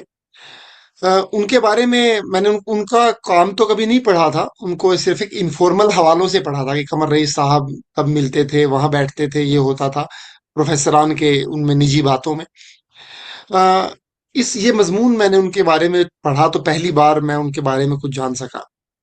तो इसमें एक तो वो उज्बेकिस्तान में रहे कई बरस, क्योंकि मेरे ख्याल से मैं ये जैसे मैं गैस कर रहा हूँ, तरक्की पसंदों में एक तरीका क्या था, ये अपने अदीबों को मॉस्को में, कोई मॉस्को में, कहीं किर्गिस्तान में, जो सेंट्रल एशिया पूरा उस टाइम ये था, कम्युनिस्ट था, तो यहाँ पे भेज दिया करते थे अदीबों को। और वो फिर एक पुल का काम करते थे दोनों तहजीबों के बीच में। तो क्योंकि ये वहां पे गए थे उज्बेकिस्तान में, तो गालिबन ये उसी मकसद के तहत गए होंगे, क्योंकि वहां जाके इन्होंने इंडियन लिटरेचर कुछ उज़्बेक में मुंतकिल करवाया, और खासकर ज्यादातर उज़्बेकी लिटरेचर इन्होंने उर्दू में मुंतकिल करवाया। और इसके अलावा इन्होंने कुछ ये तो इनका काम। अच्छा, ये इनकी एक अच्छी बात मुझे, तरक्की पसंद एक्चुअली बहुत लिबरल लोग होते हैं, मुझे अच्छे लगते हैं इन जनरल। तो इनकी एक ये था कि ट्रांसलेशंस को बहुत मतलब कायल थे, ये चाहते थे कि ट्रांसलेशन ज्यादा से ज्यादा हो, क्योंकि उनसे तहजीबें एक दूसरे से जुड़ती हैं, मिलती हैं। तो ट्रांसलेशंस पे इन्होंने बहुत काम किए हैं, खासकर कश्मीरी लिटरेचर को इन्होंने उर्दू में मुंतकिल करवाया। अच्छा, इनका जाती अदबी काम, तो मतलब तख्लीकी काम जिसको कहें, वो मतलब मेरी नजर से नहीं गुजरा इस मजमून की हद तक, कम से कम। हाँ, इन्होंने तहकीकी काम और अदबी काम तो किए हैं। खासकर प्रेमचंद पे इनका काम है। प्रेमचंद पे इन्होंने अपनी पीएचडी जब की थी, किसी जमाने में 50s में की होगी, उस वक्त इन्होंने प्रेमचंद पे काम किया था। उसके बाद इन्होंने उस काम को रिवाइज किया, और रिवाइज करके उसको मतलब जो इनकी समझ डेवलप हुई थी ओवर द इयर्स, उसको उस हिसाब से करके इन्होंने छापा। तो प्रेमचंद का इन्होंने गहरा मुतालिया, 350 पन्नों का इनकी किताब है प्रेमचंद की। उसमें प्रेमचंद ने किस तरह से, अच्छा, एक और इनकी खास बात थी, ये जो तरक्की पसंदों का एक वो होता है, स्टैंड होता है कि अदब महज अदब ना हो, वो एक कोई समाजी मकसद भी उससे सोल्व होना चाहिए। तो ये भी हर अदब पारे में समाजी मकसद देखते थे। और आप ये बात बखूबी जानते हैं, अगर प्रेमचंद का अदब आप देखेंगे तो समाजी मकसद आपको कदम कदम पे वहां पे मिलेंगे, क्योंकि प्रेमचंद ने बहुत जमीन से जुड़ी हुई चीजें लिखी हैं। तो वो एक हम्म। इनका काम था। इसके अलावा उन्होंने इन्होंने उर्दू अफसा, जब सन 2002 या 3 में गालिबन, जब मतलब अब हम इमेजिन नहीं कर सकते, पर जिन लोगों ने ये टर्न ऑफ द सेंचुरी देखा होगा, उनको, नॉट ओनली सेंचुरी, पूरे वो 1000 सालों का टर्न जो देखा होगा, एक बहुत वो पल था ऐसा कि उसको सोचा जाए उस बारे में। तो इन्होंने सन 2002 या 3 में गालिबन 20वीं सदी या लेट 20वीं सदी का जो उर्दू फिक्शन था, उसका जायजा लिया इन्होंने समाजियाती मतलब तरीके से। तो वो भी हम्म। इन्होंने, इनके उर्दू अफसाने पे किताब है जहां पर इन्होंने हम्म। उर्दू अदीबों का समाजियाती जायजा लिया है। तो हम्म। ठीक है, एक तरक्की पसंद अदीब की तरह हम इनको देखते हैं फिलहाल तो। इनके काम मैंने नहीं पढ़े हैं, जो भी इनके काम मैंने बयान किए जी। कॉमेडी वगैरह जो मजाहिया राइटर्स वगैरह थे, उनका भी इन्होंने अप्रोप्रिएशन कैसे कह सकते हैं एक तरह से, कि पतरस बुखारी वगैरह का किया, हाँ हाँ हाँ हाँ, कि उनके यहाँ भी इन्होंने समाजियाती मसाइल तलाशने की समाजवादी कोशिश की। निकालने की कोशिश की। अप्रोप्रिएशन इसीलिए हम कह रहे हैं उसको, क्योंकि जी ये तो फितरत बुखारी खुद चौंक जाते हैं कि अच्छा यूं भी है हमारी हमारी बात की अहमियत। तो ठीक है लेकिन ये। वैसे, वैसे नाजिम साहब, ये बात होती है, मुसन्निफ को चौंकने का हक है, क्योंकि मुसन्निफ जो लिखता है वो लाशऊरी तौर पे भी उससे बहुत मफाहिम बात के लोग लेजिटिमेटली निकाल सकते हैं। क्योंकि आपका हम्म। अदब पारा सिर्फ आपका नहीं होता, वो सामीन काराइन का हो जाता है आपके। और अगर काराइन बहुत ज्यादा एक्स्ट्रापोलेशन किए बगैर सामने से मतलब उसको साबित कर सके कि आपके अदब में ये इन्फ्लुएंसेस मौजूद हैं, तो मेरे ख्याल हम्म। से वो एक उसकी इंटेलिजेंस है, मतलब साबित करने वाले की। और उससे कोई सिर्फ सिर्फ इस बिना पर उससे इख्तिलाफ नहीं किया जा सकता कि मुसन्निफ खुद वाकिफ नहीं था उस बात से। मुसन्निफ बहुत कुछ लाशूरी तौर पे भी लिख सकता है। लेकिन इसमें एक मामला तो यूं भी है ना कि जो मुसन्निफ को चौंकने का मामला है, मसलन कोई यूं कहे कि आपने कुछ मजमून लिखा और हमने उसको इंटरप्रेट कर दिया कि ये देखिए ये कैसे जो है ये कैपिटलिज्म के अगेंस्ट, और उसको हम इस काम में ले आए कि हमारे जो यंग बिल्कुल राइटर हैं रमन साहब, वो देखिए कैसे कैपिटलिज्म के अगेंस्ट लिख रहे हैं। इंटरप्रिटेशन का जो मामला है वो टेक्स्ट के साथ तो हो सकता है। टेक्स्ट में अगर अगर जो नाकिद है वो अपनी क्रिएटिविटी दिखाए और अपना इल्म को उसमें दाखिल करे, तो टेक्स्ट से अगर नए इंटरप्रिटेशंस और नए ये निकाल के लाता है तो वो तो अच्छी बात है। लेकिन जब आप उसको किसी सोशल पहलू में खपाने लग जाते हैं, इसमें एक सोशल उंसर भी था, तब ये थोड़ी सी मेरे लिए कई बार थोड़ा प्रॉब्लमेटिक हो जाती है ये चीज, क्योंकि आप साथ, क्योंकि जब आप कह देते हैं कि इसमें समाजी उंसर है, तो आप ना कि सिर्फ उस तसनीफ को, उस राइटर को भी उस जोरे में ले आते हैं कि ये साहब इस तरह की बात कहा करते थे। जबकि अगर हम ये आपके सामने कोई मीर का शेर कहें कि देखिए इसमें कैपिटलिज्म के खिलाफ बात कही गई है, तो आप मीर को जो है वो एंटी कैपिटलिस्ट का मसीहाना कहना शुरू कर देंगे। लेकिन ये चीज जब हम कह दें कि मतलब अगर हम किसी तरह से प्रूव कर दें कि मीर के सारे अशार जो हैं वो उसमें कैपिटलिज्म के अगेंस्ट की बात की गई है, तो आपके दिमाग में बन जाएगा कि मीर जो थे बड़े मॉडर्न किस्म के आदमी थे और बहुत सोशलिस्ट किस्म के आदमी थे। तो ये चीज जो है ये टेक्स्ट की हद से बढ़ जाती है, और ये साथ साथ राइटर को भी घसीट लेती है। मतलब जो हाँ कारी होता है वो राइटर को भी मानने लग जाता है कि उसका सारा काम इसी नौइयत का होगा। एक हो सकता जी। है आप इन्फ्लुएंसेस निकाल सकते हैं, लेकिन वो टेक्स्ट तक ही रहे वो इन्फ्लुएंसेस तो बेहतर है, राइटर को ना घसीट लिया जाए। वरना उसके फिर जो पढ़ने वाले होंगे, कोई अगर मान लीजिए कि उसको ये चीजें ना पसंद आती हो, वो अपना सोशलिज्म और इन चक्कर में ना पढ़ना चाहता हो, तो अब वो पढ़े ही ना उनकी बाकी चीजें कि अरे हमने तो पढ़ा था फलाना साहब की तहरीर, उन्होंने तो दिखाया कि सारा काम उनका जो है सोशलिस्ट है, या सारा वो कैपिटलिस्ट के सपोर्टर है, इस तरह से। खैर, तो टेक्स्ट से बाहर ना जाए, मतलब कई बार हम देखते हैं कि जो नाकिदीन होते हैं वो टेक्स्ट से बाहर जाकर राइटर को भी घसीट लेते हैं। राइटर तो बहुत चीजें लिखता है ना, एक किसी ने लंदन की एक रात लिखी तो उन्होंने हाफिज के ऊपर भी काम किया। सज्जाद जहीर साहब की ही बात करें तो हाफिज जैसे शायर के ऊपर उन्होंने किताब लिखवा दी। और उन्होंने लंदन की एक रात, और जो सेक्रेटरी सेक्रेटरी थे, नहीं सेक्रेटरी तो ये थे, अली सदार जाफरी साहब थे, तो प्रेसिडेंट थे शायद, हाँ, तरक्की पसंद तहरीक के क्या थे। हाँ, मुझे ध्यान नहीं है इस वक्त। हाँ अच्छा था कुछ, मतलब ये अली सदार जाफरी गालिबन सेक्रेटरी थे, और ये चलिए, यही थे सेक्रेटरी। तो ये सब थे ही, ये हाँ सब मतलब लोग वो थे लोग तो, उसी, हाँ हाँ। मतलब बोलने का मतलब ये कि तहरीक तरक्की पसंद तहरीक के ये मेमार थे। बीमार थे। और लेकिन उन्होंने हाफिज जैसे शायर के ऊपर भी किताब लिखी, तो ये भी उनका एक पहलू है।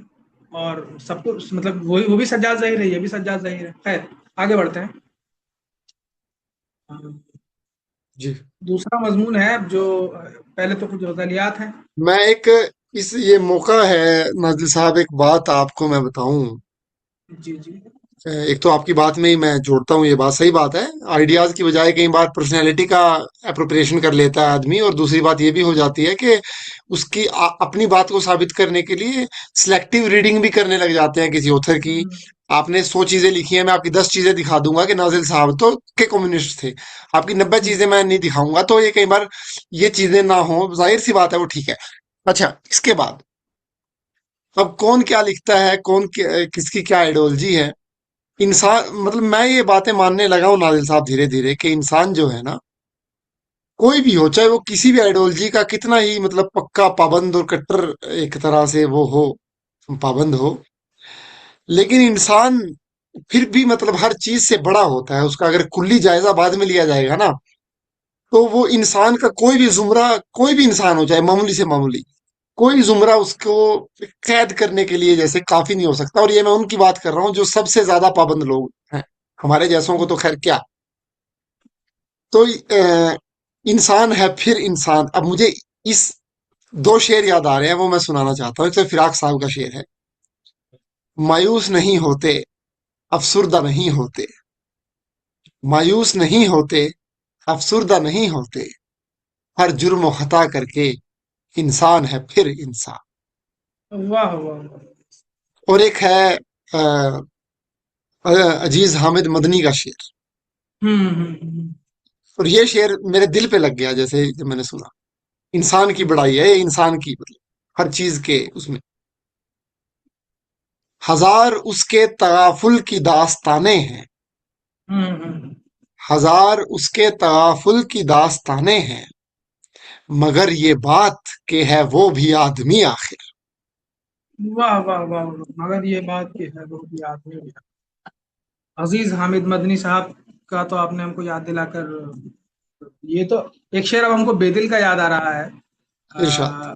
कि बताइए, पहला मिसरा भी याद था, उड़ गया, लेकिन दूसरा मिसरा हम पढ़ देते हैं, फिर मौका मिलेगा।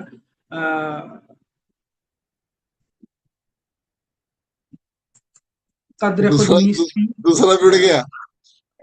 दूसरा भी उड़ गया। ये जो है ना, ये लेकिन यूं इस तरह है, होशियार हाँ, बाश। ये एक बहुत मशहूर उनका शेर है, मेरे दिमाग से निकल रहा है फिलहाल वो है क्या? कि होशियार बाश तो वो है, दरमियाने कारे दरिया तख्त बंदम कर दई, वो तो आतशस्त बाजमी है वो। गोयद के दामन तर मकुन होशियार बाश। अरे अच्छा अच्छा, ये नहीं, इसी में है शायद वो। ऐसा है, ए कद्र, रुकिए आप, हम लोग सुना ही देते हैं इसको हम लोग बीच में फिर। हाँ, हर दो आलम खाक शुद, हर दो आलम खाक शुद ताबस नक्श आदमी, ऐ बहारे नीस्ती कद्र खुद होशियार बाश। ये जो है इंसान की अजमत को पूरी तरह से कर देता है कि दो दुनियाएं खाक हुई तब, मतलब अपनी कद्र जो इंसान, ये ना आदमी, फिराज साहब का था ना, क्या आदमी है आदमी फिर, यूं ही था ना, क्या क्या था मिसरा फिराज साहब का। हर जुर्म व खता करके इंसान है फिर हम्म, इंसान। इंसान है फिर इंसान। तो ये फिर इंसान होने को बेदिल ने कह दिया कि होशियार बाश, कद्र खुद, क्या था, कद्र खुद होशियार बाश। ए कदरे खुद ए बहार, ए बहार नीस्ती कह देते हैं वो, ए बहार नीस्ती ए कद्र खुद बहार। होशियार। बहार नीस्ती कैसे खूब बेहतरीन तरकीब है ये, वही सोच सकते हैं, और कोई नहीं सोच सकता उनके से। बहार नीस्ती जो है आदमी के पर जले इसको बांधते हुए भी। खैर, हाय हाय। जी आगे भाई बढ़ते आगे हैं। बढ़े। जी। और ये मजमून है फारूकी की इकबाल शनासी।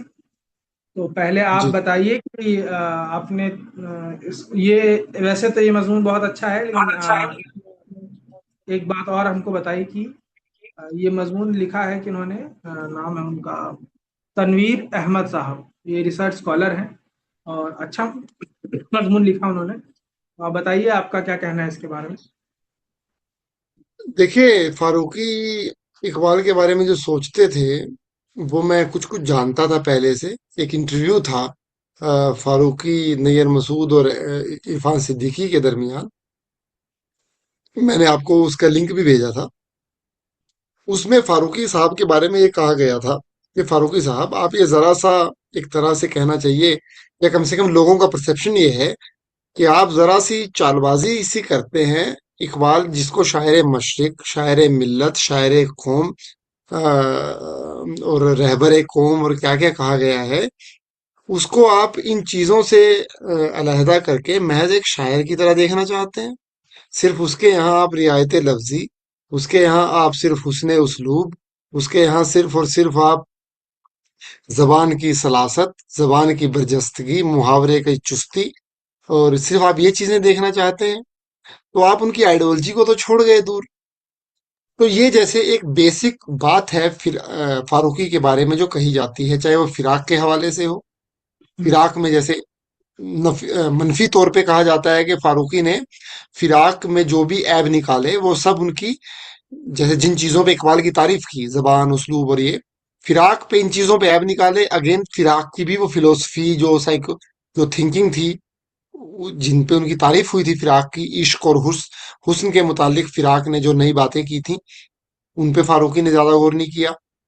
इकबाल के बारे में भी उनकी टेक्निकलिटीज की तारीफ की पर उनकी फिक्र पे गौर नहीं किया। इवन शेर शोरंगेज के बारे में ये बात कही जाती है।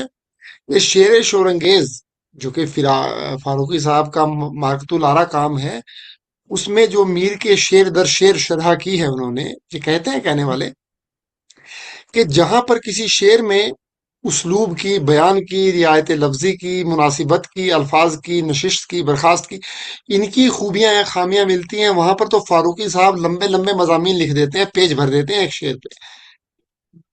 लेकिन अगर शेर में ये बातें हों एवरेज तौर पे, और वो फिक्री कोई बात उसमें नई हो, थिंकिंग की कोई नया, मतलब महज उसमें ख्याल नया हो, उस पे फारूकी साहब ज्यादा तवज्जो नहीं देते। तो फारूकी की तनकीद की ये एक आम तनकीद है कि फारूकी शेर की हैत और टेक्निकलिटीज में फंस के रह गए जैसे। और शेर शमीम हनफी और गोपीचंद नारंग ने तो ऑन रिकॉर्ड ये बात कही है जैसे कि मैं शेर पढ़ूंगा ही क्यों, अगर वो शेर मुझे कोई जिंदगी की बसीरत, जिंदगी की कद्र, जिंदगी का कोई नया जाविया, आगे चलने का कोई नया रास्ता अगर कोई शेर मुझे नहीं देगा तो मैं महज हयात के लिए शेर क्यों पढ़ूंगा। लेकिन फारूकी की भी मैं स्टैंडिंग देखता हूँ, वो जाहिर है जीनियस आदमी थे और वो सचमुच महज ब्यूटी, जैसे जो a thing of beauty is Joy for ever, वो महज ब्यूटी जबान की के लिए भी शायरी को एंजॉय कर सकते थे। फारूकी की बड़ाई थी। ये सब बातें मैंने पेरिफेरल की ताकि मैं मरकजी बात पे एकदम आ सकूं। जो मरकजी बात ये है जो इस मजमून में अलग अलग जावियों से बार बार आई है, वो यही है फारूकी जो बस मैंने बयान कर दिया, यही बातें उस मजमून निगार ने भी निशान जद की हैं कि फारूकी इन चीजों में कमजोर नजर आते हैं। इकबाल शनासी के हवाले से भी। और इन चीजों में मजबूत नजर आते हैं, क्योंकि अगेन फारूकी ने ये भी कहा ना कि भाई इकबाल, अगर आप सिर्फ फिक्र, और वो जो इंटरव्यू मैंने आपको भेजा था उसमें भी फारूकी ने ये बात कही थी, अगर सिर्फ फिक्र ही आपका एक कहना चाहिए कि एक पैमाना है, तो फिर फिक्र तो आपको नसर में भी मिल जाएगी, फिक्र तो आपको गैर शेर में भी मिल जाएगी। फारूकी का मजमून है शेर, गैर शेर और नस्र, गैर शेर में भी मिल जाएगी। तो उसको शेर कैसे माने और आला शेर कैसे माने, और उसके लिए फारूकी ने फिर उसके पैमाने निकाले हैं। तो और भी बातें इस जिम्न में हो सकती हैं, पर मैंने एक तरह से कहना चाहिए अपना मुकदमा पेश कर दिया है जी। जी, ये अच्छा कहा आपने कि एक तो ये आपने सही कहा कि जब शेर की बात करते हैं तो जाहिर सी बात है कि उसकी जो टेक्निकलिटीज है उसको आप अ, किनारे रखकर शेर की तारीफ नहीं कर सकते। तो फिर आप उस बात को नज़र में कह लीजिए, वो हमारे लिए ज़्यादा, जब सिर्फ ख्याल की ही बात करनी है तो शेर के पीछे क्यों पड़े थे, किसी और तरह से उसको बयान कर सकते हैं। लेकिन जब आपने शेर कहकर उसको उसको मंजूम कर दिया, तब वो पैमाने आपके लिए कुछ पैमाने हैं जिन पर आपको परखा जाएगा, आपकी बात को परखा जाएगा। आप ये कहकर नहीं बच सकते कि हमने बात तो बहुत खूबसूरत, ये यही तो मसला है। जो जैसी, ज्यादा हम नहीं कहेंगे इसके ऊपर, लेकिन कुछ शौरा यूं ही इसी बात पर जो है सरपट लोगों ने उनको उठा रखा है कि बातें बहुत अच्छी करते हैं।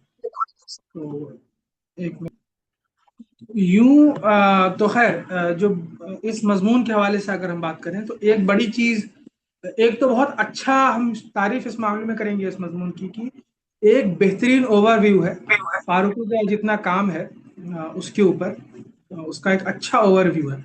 आपको मालूम हो जाएगी कि फारूकी ने किन मजामीन में किन चीज़ों की तरफ इशारा किया है। तो अगर आपने कुछ भी नहीं पढ़ रखा है इस हवाले से, तो यहाँ इससे शुरू कर सकते हैं और फिर आप फारूकी के मजामीन पढ़ के देखिए।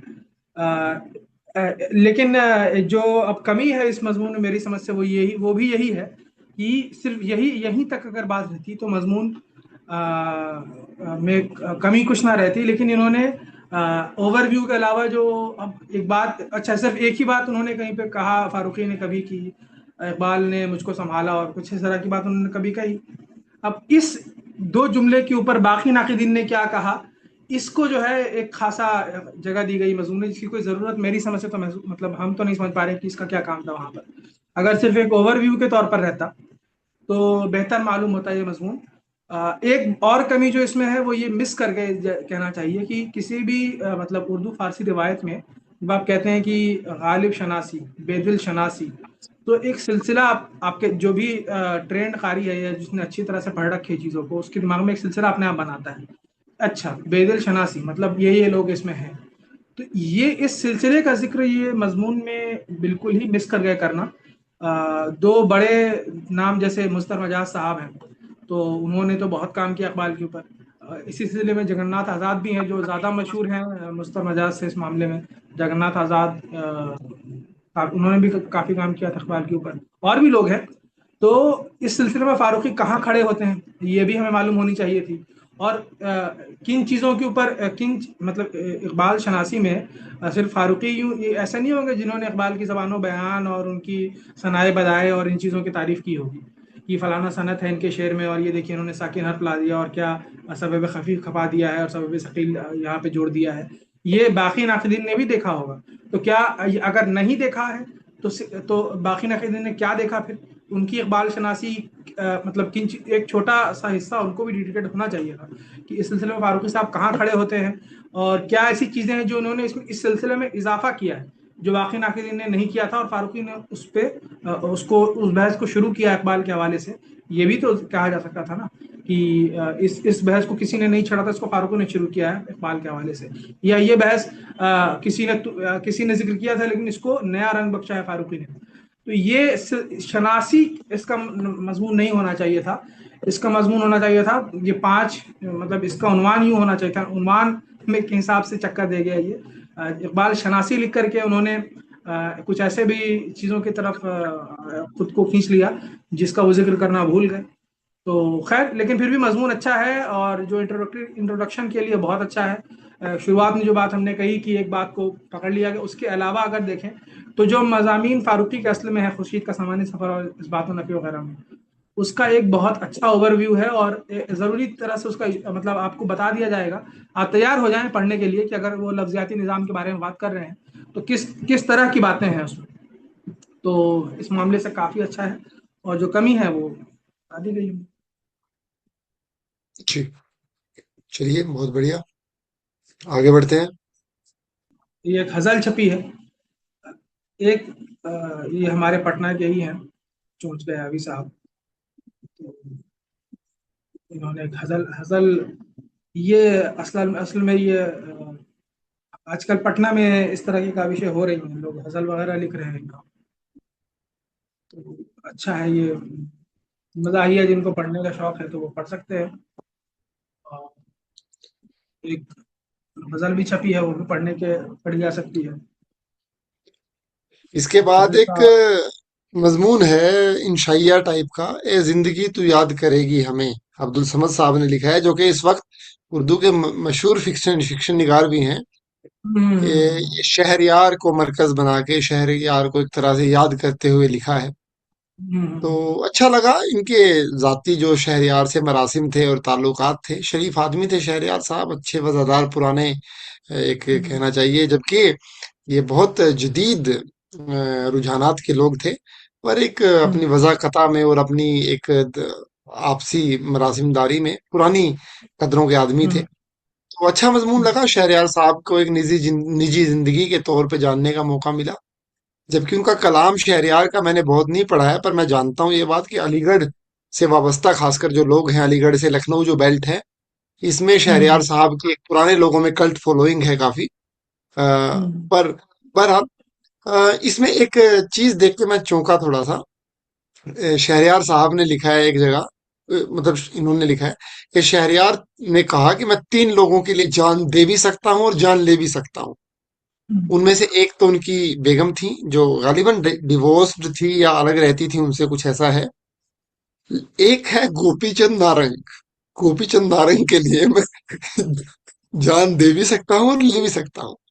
अब इसमें जाहिर है उस वक्त, क्योंकि वो वक्त ऐसा नाजुक था, वहां पे गोपीचंद नारंग और शमसुर रहमान फारूकी के बाकायदा हम्म, जो दो गिरोह थे वो बने हुए थे। तो हम्म, इससे जाहिर होता है कि शहरयार गालिबन गोपीचंद नारंग गिरोह में रहे होंगे।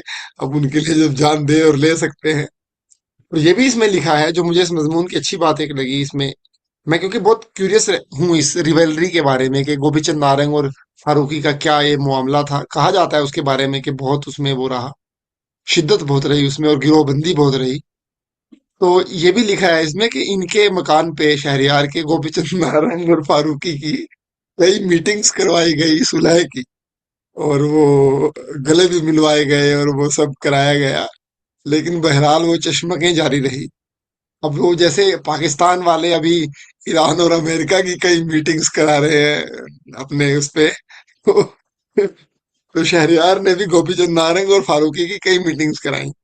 तो जाहिर है ये नाजिल साहब, ये अब्दुल समद साहब से या किसी और जानकार से मेरे ख्याल से इन इसके मीटिंग्स बारे की में तफासिल तफासिल जाननी मेरे ख्याल से जरूरी है, वरना 10-20 साल बाद कोई आदमी मिलेगा नहीं बताने वाला।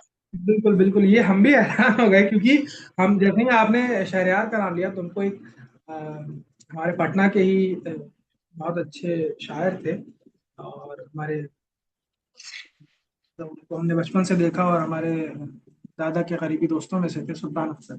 उनकी किताब के बारे में फारूकी ने एक जगह पे कहीं भी लिखा था कि जदीद नज्म के एक किनारे पर शहरयार हैं और एक किनारे पर जफर इकबाल, और बीच में जो है अ, सुल्तान अख्तर भी जो है अपनी जगह इस रिवायत में बना चुके हैं। तो ये और शहरयार के ऊपर उन्होंने लिखा है, उनकी किताब ख्वाब का दरवाह है या शायद ऐसा नाम था, या उनके ऊपर लिखा है उन्होंने, माफत शेर नौ में भी है वो मजमून। और एक दो जगह पे और लिखा है उनके बारे में, नींद की किरचें जो उनकी किताब है शायद उसके उसके ऊपर लिखा है, ख्वाब का दरवाह है नहीं, नींद की किरचें।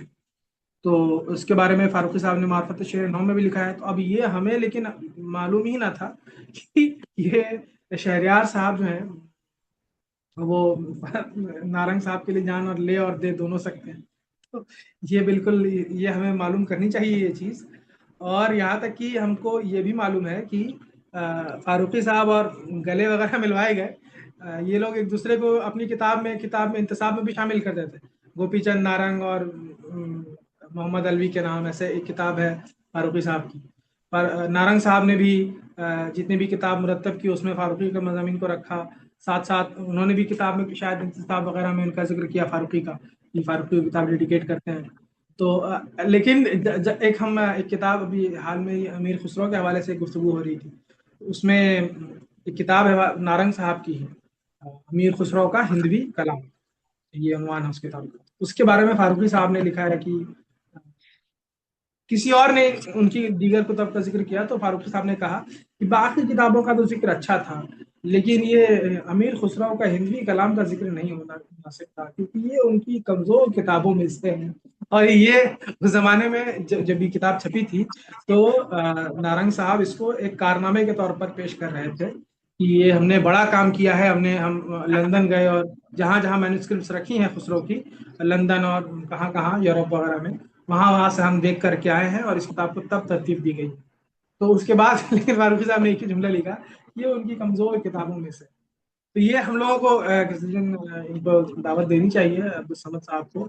ये हम लोगों के लिए भी, जैसे हम लोगों ने इंशा और अलिफ नाजिम साहब से इंशा और इनके ऊपर बात की थी, तो ये हमारे दो बड़े नाक़िद हैं और दोनों ने असल में एक बहस ये भी थी कि फारूकी साहब ने जदीदियत को फ़रोग दिया, या कह लीजिए कि उसको मतलब आशना करवाया उर्दू सर्कल्स में।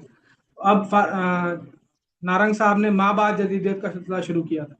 तो हमको याद है मोहम्मद अलवी ने एक जगह कहीं पे लिखा, या साख्तियात वगैरह के अच्छा, लिहाज से, हाँ। वो तो एक कंट्रोवर्सी थी उनकी किताब को लेकर के, अगर आपको मालूम हो वो किताब साख्तियात पर साख्तियात और मशरकी शरियत है ना। वो तो एक वो उस किताब को लेकर जो कंट्रोवर्सी है, खैर उसका जिक्र बात लंबी हो जाएगी। लेकिन जो माँ बाप जदीदियत का मामला है उसमें हमको याद है मोहम्मद अलवी साहब ने एक बार कहा था कि उनसे किसी ने कहा कि आप तो जदीद शायर हैं और ये है वो है, तो आप माँ बाप जदीद भी हैं क्या? उन्होंने कहा क्या है माँ बाप जदीद होता क्या है, पहले हमको आप ये बताइए। और ये नारंग साहब जिक्र ना करते तो ये सिलसिला भी ना चालू होता। और ये जरूरत मतलब खैर उन्होंने वो फारूकी साहब के खास थे, तो फारूकी साहब ने उनके ऊपर बहुत कुछ लिखा है। खैर क्या बहस थी ऐसे दो बड़े लोगों की, हम लोगों को कभी मौका मिला तो हम लोग जानना चाहेंगे कि अदबी बहस क्या थी इनकी। जाती तौर पर तो दोनों एक दूसरे से मिलते ही थे। आपको याद है एक इंटरव्यू में हमने देखा कि फारूकी के इंतकाल पर नारंग साहब काफ़ी ज़्यादा जो है वो सुजदा दिखाई दिए। और उन्होंने ये भी कहा था हमको कि जब उनकी इंडिया का इंतकाल हुआ था फारूकी साहब की, तो जो कि जो जिन लोगों ने थोड़ा बहुत फारूकी की ज़िंदगी के बारे में जाना, तो उनकी वाइफ ने उनको बहुत सपोर्ट किया उनके शुरुआती दिनों में। तो उन नारंग साहब ने ये भी कहा था कि जब उनकी वाइफ की डेथ हुई थी तो भी हम जो है कहीं थे दूसरी जगह, लेकिन वो तुरंत फ्लाइट से उनके इंतकाल पर गुस्सा करने पहुंचे। तो खैर ज़ाती मरासिम इनके अच्छे रहे होंगे, मालूम नहीं हमें, लेकिन अच्छे ही रहे होंगे, दोनों अजीब अच्छे थे। लेकिन जो अदबी इनकी बहस थी उसके बारे में, और डिस्कोर्स जो इस तरह की जो मीटिंग्स हैं, जो किताब वगैरह में जो लिखा हुआ वो तो हम कभी भी जाकर पढ़ सकते हैं, लेकिन इस तरह की जो मीटिंग जो शहरियार के घर पर हो रही हैं या वारिस अलवी के घर पर हो रही हैं, मतलब ऐसे लोगों के घर पर अगर हो रही हैं, तो मालूम होनी चाहिए हमें भी इन चीज़ों के बारे में।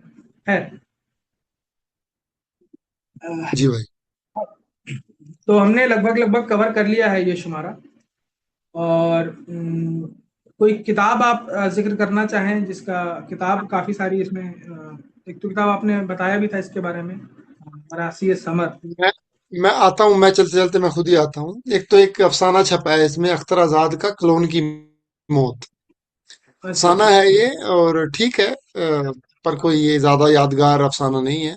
जरा सा जकिया हम्म। मशदी ने एक जगह लिखा भी है, जकिया मशदी ने कहा है कहीं पे कि मर्द जो अफसाना निगार हैं वो फुहश वगैरह का सहारा लेकर कई बार अपना अफसाना हिट करवा लेते हैं थोड़ा बहुत।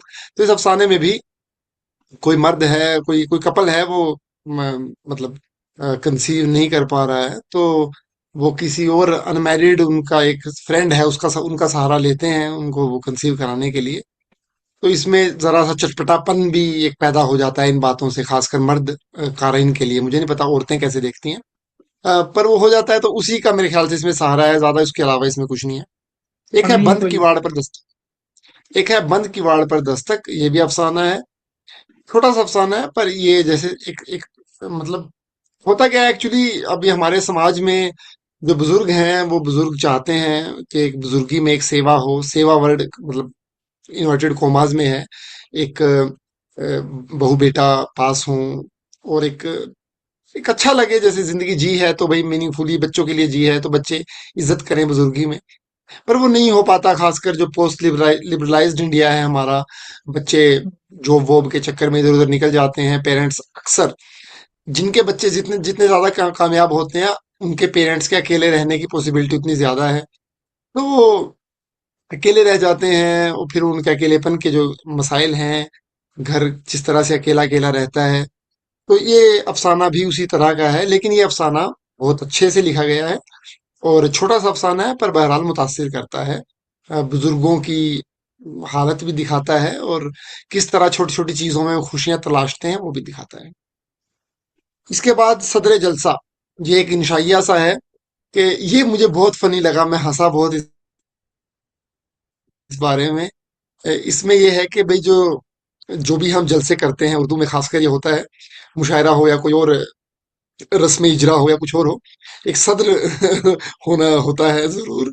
तो सद्र के जो ना, नाजुक फराइज और नाजुक जिम्मेदारियां हैं, और जो सदर की बारीकियां हैं, उनको इनवाइट करने के जो तरीके हैं, और जो सदर का देर से आना है, और जो नफ्सियाती बातें हैं छोटी छोटी बड़ी अजीबो गरीब सी। तो ये बट फनी है, it's meant to be funny and humorous, मजाहिया है। तो हंसी आती है और रिलेटेबल भी लगता है, क्योंकि सदर इसी किस्म के हुआ करते हैं। अब हम आते हैं बुक्स पे। जी नादिर साहब, बुक्स के बारे में आप कुछ फरमा रहे थे। माफी चाहता हूँ, मैंने 2-3 मिनट इन चीजों को क्विकली कवर करने में ले ली। जी। है ना, ये आपने बहुत अच्छा बताया। ये इंशाल्लाह फिर हम भी जाकर पढ़ेंगे, हमसे तो पढ़ नहीं सके। किताब एक तो ये मरासिय समर है। ये इसका जिक्र पहले भी हुआ है, और इसके बारे में कुछ बताइए। ये हमारे शायद वो जो है हमारे ग्रुप में कोई साहब, वो इनके शायद करीबी रह चुके हैं। तो इनके बारे में बताइए। ये तो इसके हो बारे सकता में है ज्यादा लखनवी कुछ हो बताने सकता को नहीं है, क्योंकि किताब के ऊपर मुख्तसर सा तबसरा लिखा हुआ है।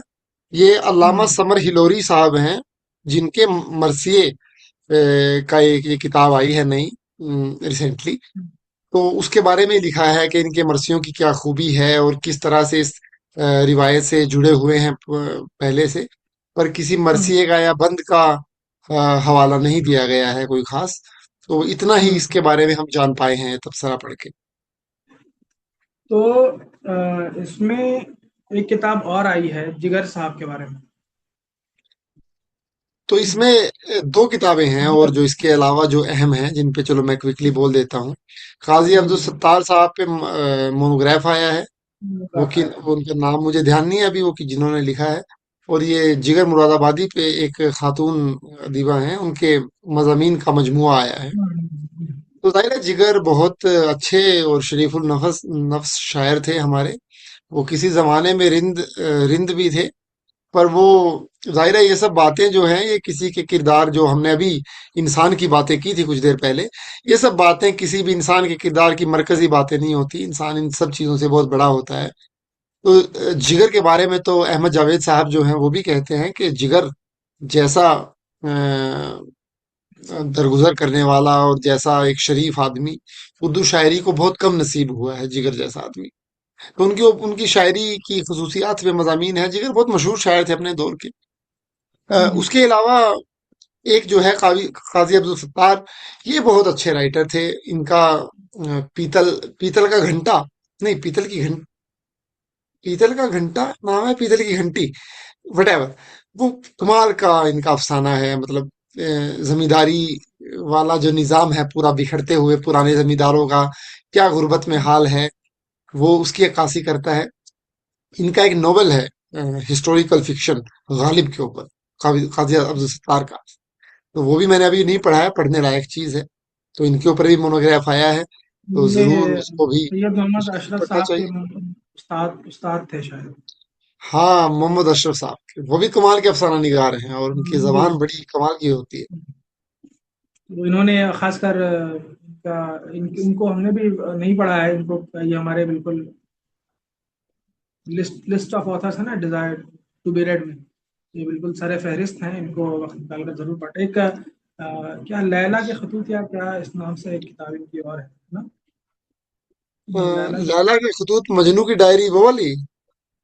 वो तो कोई किसी इनकी नहीं और की है। किताब, अच्छा इनकी नहीं। मतलब खैर हो तो सकता है, मे मुझे भी भी हम नॉलेज नहीं है, हाँ ओवरलैप क्लियर कर नहीं रहे हूँ। होंगे। लेकिन ठीक है, ये इनको ये मतलब उर्दू के जो जो क्या कहना चाहिए, जबान के और जो क्राफ्ट के एतबार से भी काफ़ी ज़्यादा रिस्पेक्टेड राइटर हैं।